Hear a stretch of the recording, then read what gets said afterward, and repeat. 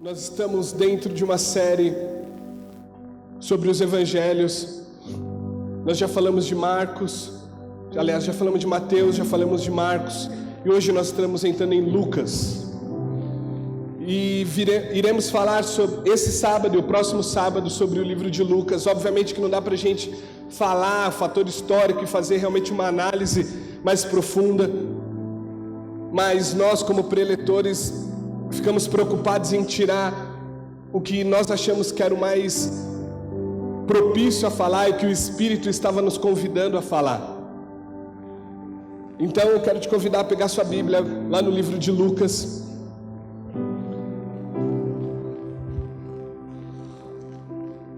Lucas 8. Você que não tem Bíblia, senta do lado de uma pessoa que tem a Bíblia. Senão você pega seu celular, seu iPad, seu iPod, que você tiver aí. Lucas 8. Nós vamos ler do capítulo 22, do versículo 22 ao versículo 25. Lucas 8, do 22 ao versículo 25. Quero dizer para os irmãos que eu estava com muita saudade de estar aqui, muita mesmo. Fazia muito tempo que eu não estava aqui. Eu não sei se estava com saudade de mim, não precisa responder, mas eu estava com muita saudade de vocês, muita mesmo. E eu estou extasiado pelo que Deus vai fazer, que Deus está fazendo. Ele é bom. Lucas 8, 22 ao 25, acharam? Glória a Deus. A palavra de Deus diz assim: certo dia Jesus disse aos seus discípulos: vamos para o outro lado do lago. Eles entraram num barco e partiram. Enquanto navegaram, ele adormeceu. Abateu-se sobre o lago um forte vendaval, de modo que o barco estava sendo inundado e eles corriam grande perigo. Os discípulos foram acordá-lo, chamando: mestre, mestre, vamos morrer. Ele levantou e repreendeu o vento e a violência das águas, e tudo se acalmou e ficou tranquilo. Está dando microfonia para mim aqui, eu acho que está muito alto o meu retorno. Onde está a sua fé? Perguntou ele aos seus discípulos. Amedrontados e admirados, eles perguntaram uns aos outros: quem é este que até os ventos e as águas dá ordens e eles obedecem? Navegaram para a região dos Gerazenos, que fica ao outro lado do lago, frente a Galileia. Coloca a mão sobre o seu coração. Pai, nós te pedimos, Deus, nos transforma. O Senhor tem total acesso ao nosso coração e à nossa alma. O motivo pelo qual nós estamos aqui é porque nós estamos mais uma vez te dando liberdade, te dando acesso à nossa alma e ao nosso coração. Nos faz mais parecido contigo. Que essa palavra, Jesus, possa vir como uma certeza, como uma resposta, como um consolo, e toda mentira transvestida de verdade caia por terra em nome do Senhor Jesus. Amém. Amém. Glória a Deus.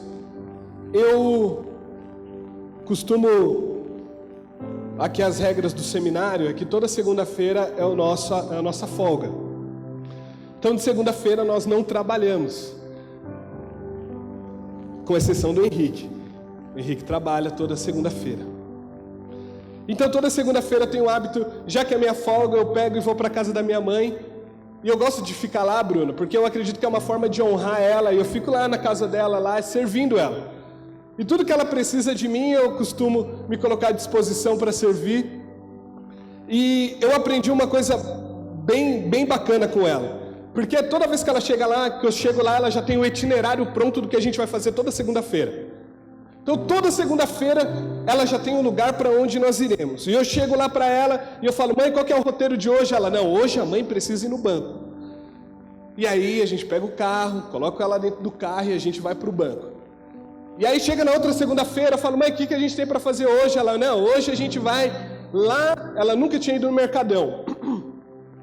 E aí eu levei ela no Mercadão, ela ficou assim deslumbrada com tanto tempero. Olha com que ela ficou deslumbrada, com tempero.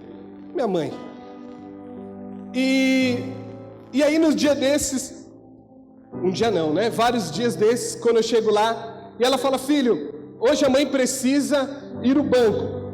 E aí eu coloco ela dentro do carro, a gente vai, caminho para o banco. E aí no meio desse caminho ela fala: filho, dá para você parar ali 5 minutinhos na costureira?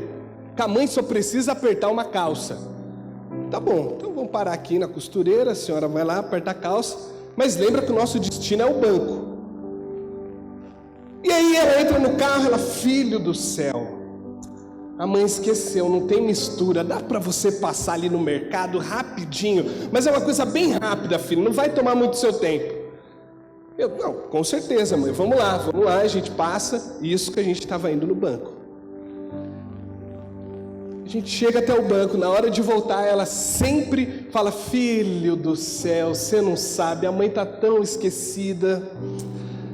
Ai, filho, você não vai querer voltar no depósito com a mãe e comprar uma luz, né? Aí já que eu estou lá, eu falo, não mãe, vamos lá, isso dá... Eu não sei se você é assim, mas eu fico pelo menos. Porque sua mãe olha para você com aquela cara de gatinho do Shrek, né? E aí não tem como falar não. Eu falo, tá bom, vamos lá. Mas o que eu aprendi com ela? Que a gente gosta de se planejar. Toda vez que eu chego lá na casa dela, agora eu pergunto para ela, aprendi a conversar com a minha mãe. Eu falo, o que a senhora tem para fazer hoje? A gente vai fazer tudo que a senhora tem para fazer hoje.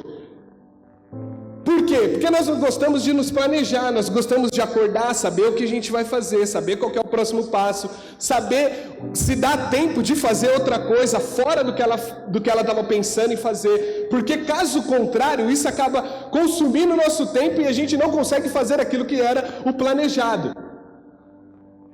Aí a gente não gosta de ficar nas mãos dos outros, é isso que eu acabei descobrindo.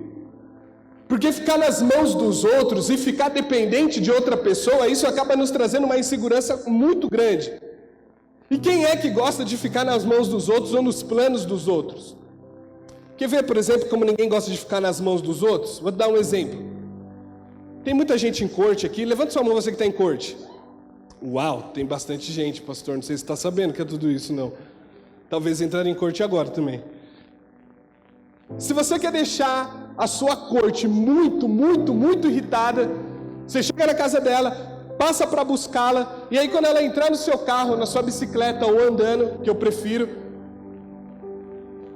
ela vai olhar para você, ou ela vai te mandar uma mensagem alguns momentos antes, perguntando para você, uma pergunta que é clássica, e toda mulher vai perguntar: para onde nós vamos? Com certeza ela vai te perguntar. E se você quer terminar o seu relacionamento naquele momento, é só você responder, não sei. Essa é a chave para você terminar a corte. Não sei. Por quê? Porque a mulher gosta de um negócio chamado segurança. E não é só mulher. Qualquer um de nós gostamos de um negócio chamado segurança. E por que ela pergunta e ela é incisiva a perguntar para você para onde nós iremos? Porque ela gosta de se preparar, ué. Ela quer estar com a roupa adequada. Mais que seja comer um cachorro quente na esquina, mas ela quer estar bem trajada, ela quer estar com perfume bacana. E aí você chega para ela e fala, não sei. Cara, acabou. Acabou. Por quê? Porque nós gostamos de nos preparar e estar preparado para o que vir, para os imprevistos, para as coisas que acontecerem. Nós gostamos de estar bem seguro nos próximos passos. Nós não gostamos de estar dependendo de ninguém. Nós não gostamos de estar na mão de ninguém. Nós gostamos de estar seguro do próximo passo. Nós gostamos de saber o que vai acontecer. Você pode ter certeza que no momento que você responder isso para ela, a sua corte está acabada. Seu casamento ainda tem um jeito. Mas sua corte já vai acabar por ali. Por quê? Porque nós gostamos de um negócio chamado segurança. Nós gostamos de saber qual que vai acontecer amanhã e o que vai acontecer depois. E é mais ou menos isso que acontece nesse capítulo. E permaneça com a sua Bíblia aberta aí, lá em Lucas capítulo 8, versículo 22. E é exatamente isso, ou mais ou menos isso, na verdade, que está acontecendo com essa passagem. Jesus está no auge do seu ministério, Jesus está ali curando leproso, Jesus está levantando defunto, Jesus está curando até a distância, Jesus está batizando, curando paralítico, leproso, está fazendo de tudo. E naquele momento, Jesus no ápice do seu ministério, ele pega e fala, vamos para o outro lado. No ápice, no êxtase do seu ministério, ele olha para os seus discípulos e fala, vamos para o outro lado. Seus discípulos olham e falam assim, mestre, Não sei se você sabe o ditado lá do pessoal, mas time que está ganhando não se mexe. Vamos permanecer aqui mesmo. Olha o tanto de coisa que está acontecendo. Olha a coisa como está funcionando. Olha o ministério como está fluindo. Olha lá a quantidade de pessoas que está vindo te buscar. Você quer atravessar o rio para quê? Você quer atravessar o lago? Vai caçar o quê lá no lago do outro lado, Jesus? Vamos permanecer aqui. Olha como as coisas estão funcionando. Olha como as coisas estão gostosas aqui. E você sabe que no momento que eu estava ali orando, antes de vir para cá, o Senhor falava muito claro comigo, no meu coração, no meu espírito, que há pessoas que estão desfrutando de um momento que para você parece o ápice, mas o Senhor vai te tirar dessa sua zona de conforto e vai te convidar para atravessar lagos. O Senhor vai te convidar para atravessar lagos. O Senhor vai te tirar da sua zona de conforto e vai te convidar a ser dependente dEle. E quando se fala de lago, está se falando de você estar vulnerável a Ele. Vou te dar um exemplo. Quando você convida alguém para fazer alguma coisa, você está dizendo para essa pessoa que você está ciente do que vai acontecer nas próximas vezes, ou nos próximos minutos, ou até onde vocês vão. E é exatamente esse pedido que Jesus faz para nós. Antes de Senhor Jesus nos enfiar dentro do barco, Ele nos avisa o que Ele vai fazer, ou os próximos passos no qual Ele vai nos convidar. O problema é se a gente está disposto a ouvir e fazer aquilo que o Senhor está nos convidando.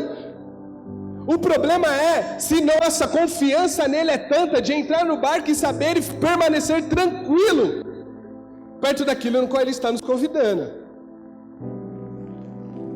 E eu coloquei aqui alguns pontos que eu acho que nos impede de entrar nesse barco e desfrutar do melhor de Deus. A primeira coisa que eu acho que nos impede, eu arrisco em dizer que nós somos viciados em controle.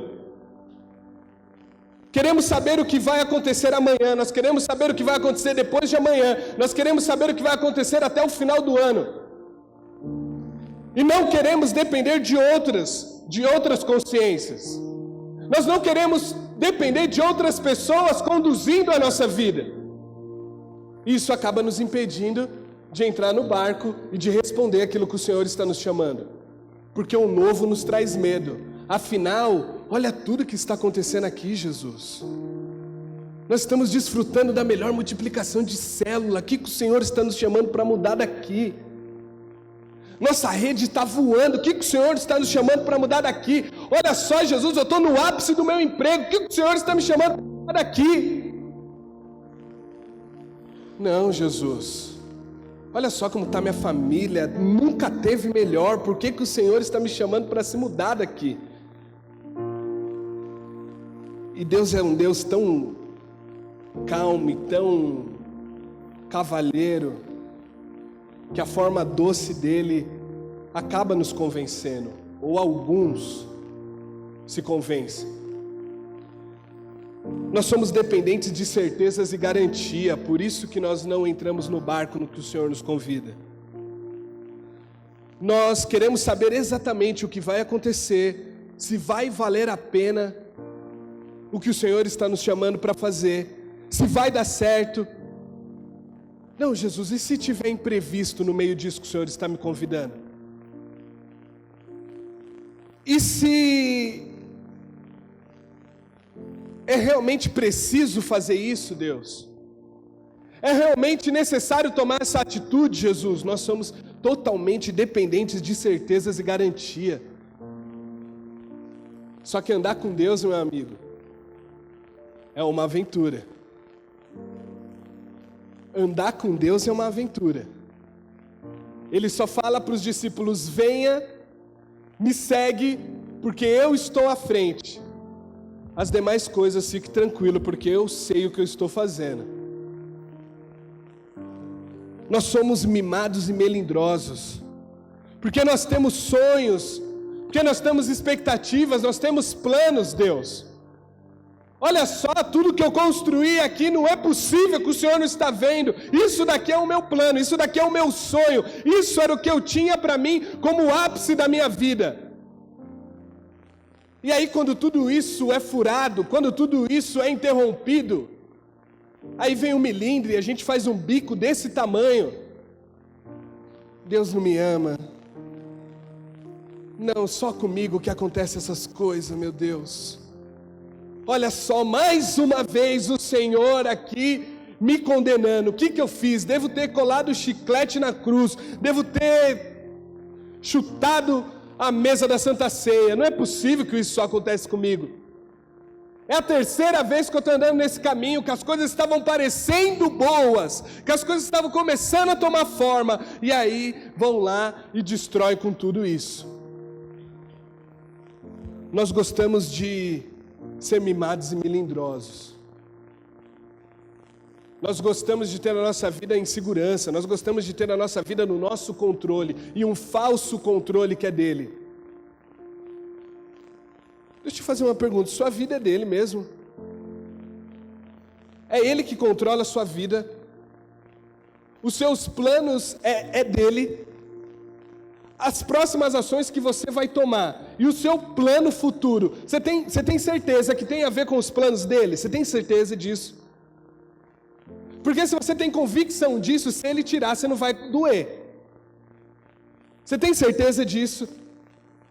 Se hoje você fazer uma análise rápida da sua vida e o Senhor começar a tirar as coisas mais importantes, como que vai ficar seu coração? Talvez o Senhor esteja te chamando e te convidando para a travessia do mar. O Senhor esteja te convidando para a travessia do lago, está muito confortável aí para você. Eu estou te convidando a aprofundar em mim. Quando eu te convido a atravessar e experimentar coisas novas, você perde o controle e o comandante do barco sou eu. Sabe, isso acaba atrapalhando a nossa vida. Isso acaba atrapalhando o que o Senhor tem para nós. E eu arrisco em dizer que há pessoas que vão viver e vão morrer sem cumprir o propósito de Deus, porque não está disposto a devolver a Ele a autonomia da sua vida e o controle.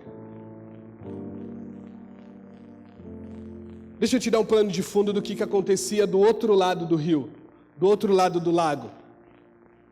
O outro lado para o qual Jesus chamou seus discípulos era uma região chamada Decápolis, era um grupo de 10 cidades, localizado no outro lado da Galileia. Lá aconteceu o primeiro cativeiro assírio.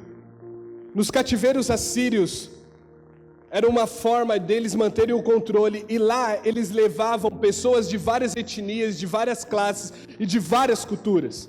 Então você imagina, o outro lado da Galileia, onde tinha pessoa que adorava outros deuses, deuses distintos, deuses diferentes, pessoas que tinham outras culturas, e aquela bagunça, falava outras línguas, falava as línguas diferentes, falava línguas diferentes da sua, e os judeus, eles tinham nojo de estar com essas pessoas, pavor de estar com essas pessoas, pavor de estar com seus amigos, no qual ficaram e hoje você não se mistura, né? Pavor de estar com a sua família, que hoje você não se mistura. Pavor de estar com aquele povo que hoje você não se mistura. Aí o Senhor muda todo o controle, tira a zona de segurança e fala: eu tenho amor a um. Você vai atravessar o rio e você vai estar com essas pessoas, porque uma alma vale mais que o mundo inteiro. Eu não sei se você sabe o desfecho dessa história, mas Jesus faz todo esse percurso para salvar um, e depois é expulso e manda aos porcos. Para mim essa é a maior convicção, que Palmeiras não é de Deus, mano. Todo demônio foi enviado aos porcos.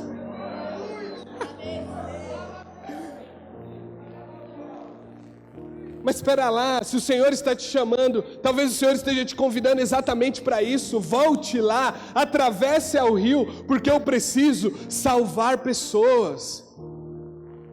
O Senhor está tirando da sua zona de conforto, da sua zona estável, para você voltar lá na sua família, a sua família que te critica por causa da sua posição, e você acha melhor, por segurança, não se misturar mais, para que você salve um. Você tem coragem de fazer isso? Você tem coragem de atravessar o rio para resgatar um amigo seu? Você tem coragem de voltar lá para aquela família que você não se mistura mais, afinal eles têm um assunto que não é pertinente ao meu, que não convém a mim. É perigoso eu ficar igual a eles. Deixa eu te falar, no Antigo Testamento, quem tocava em leproso se tornava leproso. Não é isso? E aí tinha que ser expulso do arraial. Mas no Novo Testamento Jesus vem e quebra com tudo isso. Quando ele encosta no leproso, o leproso é curado. É esse poder que está sobre nós. O Senhor nos chama para a travessia do rio, para que o poder dele possa ser visto. Agora eu toco nos leprosos e os leprosos são curados. E a certeza que o Senhor Jesus veio para todos. Para todos. No momento que o Senhor acalma as águas, no versículo 24, os discípulos ficam estarrecidos com o que está acontecendo. E eles dizem: mestre, mestre, nós vamos morrer. E essa conclusão é uma conclusão lógica. Essa conclusão que eles tiram é uma conclusão racional. Afinal, os discípulos, eles tinham conhecimento do que estava acontecendo ali. Afinal, muitos deles eram pescador. Se o cara chega para você, nesse estado de olhar o que está acontecendo, o movimento das águas, e falar para você: olha, nós vamos morrer, porque o cara tem experiência do que está falando. Não é qualquer um e não é qualquer pessoa aflita que está ali no barco e simplesmente tira uma conclusão precipitada. Não, são pessoas que têm experiência com aquilo. São pessoas que conhecem o mar, são discípulos que conhecem o mar, são discípulos que conhecem a forma que o vento trabalha, uma área de risco, uma área que não é de risco, e ele chega à seguinte conclusão: mestre, nós vamos morrer. Mestre, nós vamos morrer. Mas, se você voltar lá no início do capítulo, do versículo, do capítulo, quem que faz o convite? Jesus? Os discípulos convidam Jesus ou Jesus convida os discípulos? Jesus convida os discípulos. Sabe, todo convite de Deus, todo convite de Jesus para nós vai requerer um passo de fé nosso. Todo convite de Jesus a nosso respeito, todo convite de Jesus a nós, vai nos dar a oportunidade de crescer em algo chamado fé. Está disposto a crescer em fé? Nós levantamos aqui os nossos braços falando: Senhor, me leva mais profundo, Jesus. Espírito Santo de Deus, nós queremos te conhecer muito mais. Senhor Deus, nós sabemos que o Senhor tem muito mais para nós.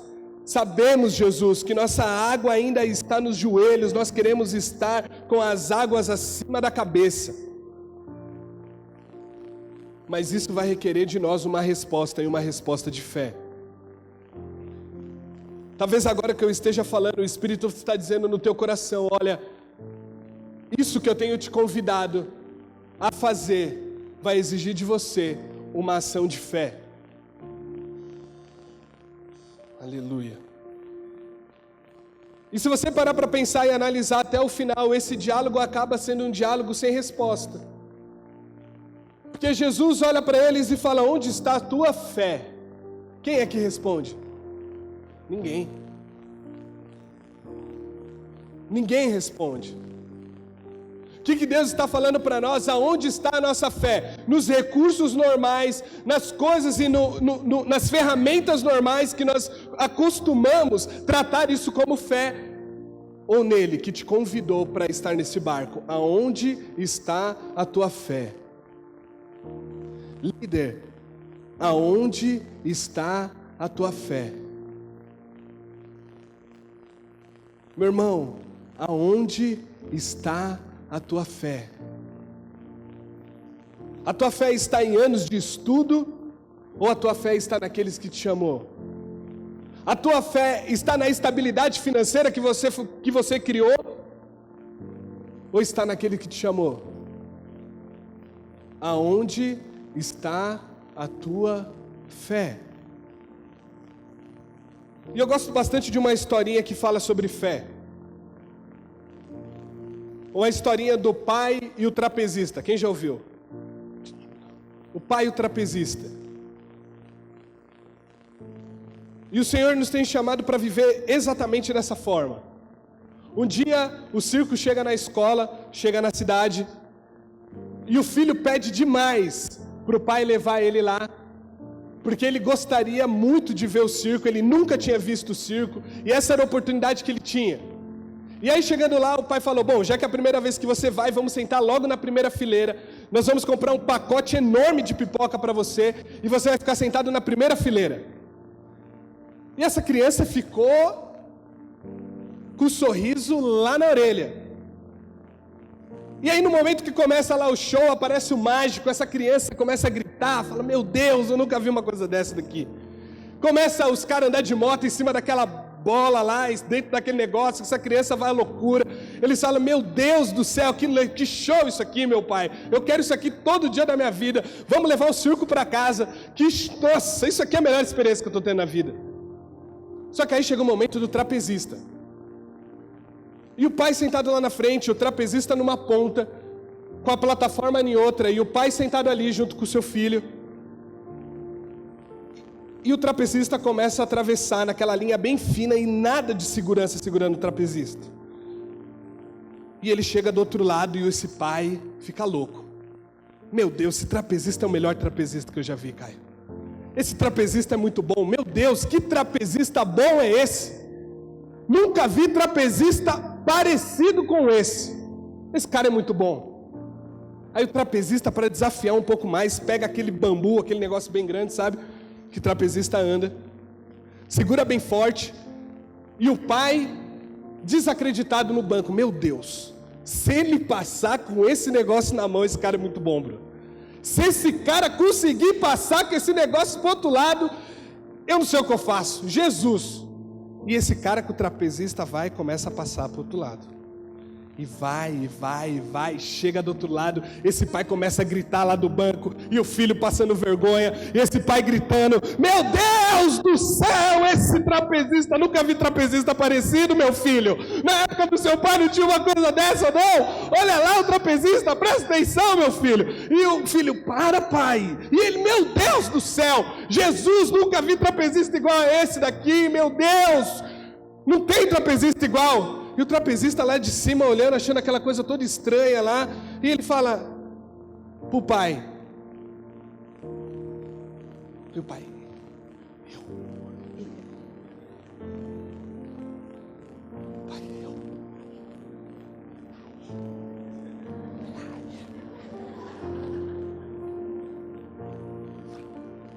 E o pai subiu lá, ficou encantado, ficou do outro lado da ponta lá. Aí o trapezista, para matar o pai do coração, pegou uma carriola, Lelo, naquela linha fininha, sem nada de segurança, e o pai do outro lado, e começou a passar, e foi passando, chegou do outro lado, esse pai começou a pular lá daquele lugar, meu Deus do céu, nunca vi nada parecido, esse cara é muito bom, Jesus, meu Deus do céu, esse cara é sensacional, não tem igual, você é muito bom, me dá um abraço aqui, dá um abraço, meu Deus do céu, você é sensacional, passou com uma carriola, nessa linha fininha, não é possível, o trapezista olhou para ele e falou, você acha que eu sou bom? Ele falou, acho. Mas você acha que eu sou muito bom? Ele, não, eu acho, não tem igual, você é o melhor trapezista que eu já vi. O senhor confia em mim? Demais. Passou com uma carriola aí do lado pro outro, passou com o pau, passou com tudo. Rapaz, demais. O trapezista olhou para ele e faz, vamos fazer o seguinte, sobe na carriola, que eu vou te levar para o outro lado. Aí não, né? Aí deixar para lá. É mais ou menos essa forma que a fé trabalha. A fé ela só começa a agir quando a gente não tem mais controle de nada. E toda a situação parece muito difícil. Esse é o único instante que a fé começa a trabalhar e é isso que é fé. Quando você não tem mais recurso nenhum nas suas mãos e o único que consegue te segurar é Ele. Você tem um sono tranquilo? Você tem um sono tranquilo sabendo que Você tem uma dívida, você tem um sono tranquilo, sabendo que talvez a situação dentro da sua casa não está melhorando. Você tem um sono tranquilo? Porque se você não tem um sono tranquilo, eu quero te falar, você não tem coragem ainda de subir naquilo que o Senhor está te propondo. Você sabe por que nós não atravessamos o rio? Porque nós não confiamos ainda naquele que nos segura. Você sabe por que ainda nós não respondemos positivamente o que o Senhor está nos convidando a fazer? Porque ainda nós não confiamos. Achamos muito bonito quando outros vão, mas quando chega a nossa vez, não é para mim. Quando chega o meu momento de atravessar, sendo totalmente dependente dEle, não é para mim, Jesus. Quando o Senhor te chama a experimentar de algo novo e algo muito maior, não é para mim, eu preciso de segurança. Cadê o cinto? Cadê? Cadê a redinha lá embaixo para me segurar? Cadê? Fé. É esse nível que nós estamos andando. Esse é o nível de dependência de Deus que nós estamos tendo. Esse é o nível de segurança em Deus que nós estamos tendo. Mas é esse nível que o Senhor está nos convidando hoje para andar com Ele. Está escutando o que o Espírito está dizendo para nós? Está escutando o que o Espírito está querendo dizer para você? Não é para o seu amigo do lado, não é para o seu amigo de trás, é para você. Você está entendendo que o Espírito está querendo moldar em você? É que nós admiramos demais as experiências que os outros têm, mas quando o Senhor nos chama e nos convida para ter as nossas experiências, nós olhamos para Ele e falamos: eu acho que não, Deus, eu acho que não. Mas deixa eu te falar e te lembrar, quem é que foi que te chamou mesmo? Quem é que foi que te convidou? Ou você que convidou a Ele? Quem convida paga a conta, não é? Pode deixar que Ele tem recurso suficiente para sustentar a sua vida.